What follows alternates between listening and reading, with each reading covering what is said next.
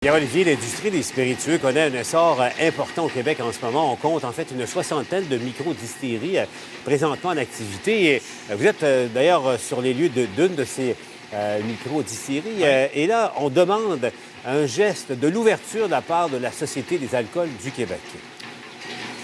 Bien, je me trouve en fait à Sorel-Tracy, Paul, à la distillerie, micro-distillerie Les Subversifs.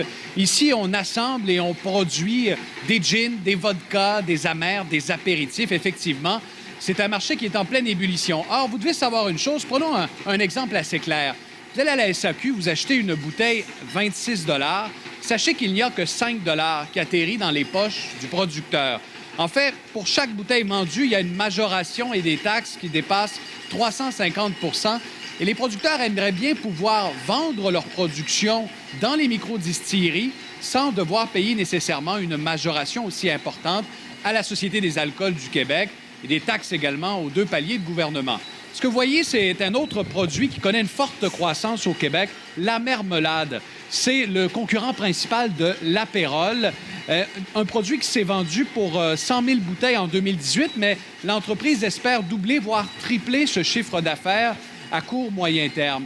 Alors aujourd'hui, les producteurs réclament des assouplissements réglementaires. Vous allez le constater avec les chiffres de vente du Québec, l'industrie se porte très bien. La croissance est au rendez-vous.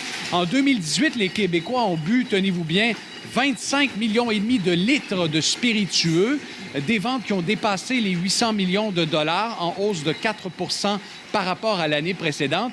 Mais là, le défi, ce sera de maintenir cette croissance au Québec et éventuellement de se tourner vers des marchés extérieurs comme l'Ontario, les États-Unis et l'Europe.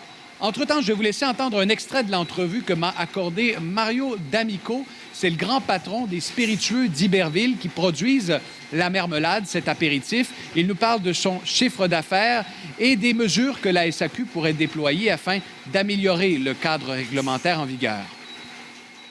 Cette année, l'objectif est fixé à environ 1,6-1,8 millions.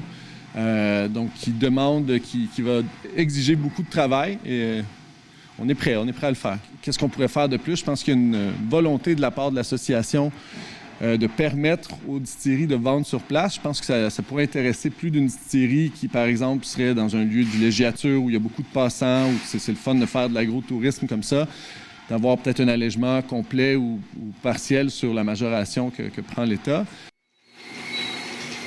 Alors, actuellement, les producteurs de spiritueux sont en discussion avec le gouvernement pour veiller à ce que des ajustements réglementaires soient déployés au cours des prochains mois. Et entre-temps, ils espèrent que la saison estivale en sera une où les apéritifs et les alcools québécois seront à l'honneur lors des 5 à 7 et des soirées que les Québécois tiendront entre eux. Vous savez que le temps est propice à cela. Merci, Pierre-Olivier.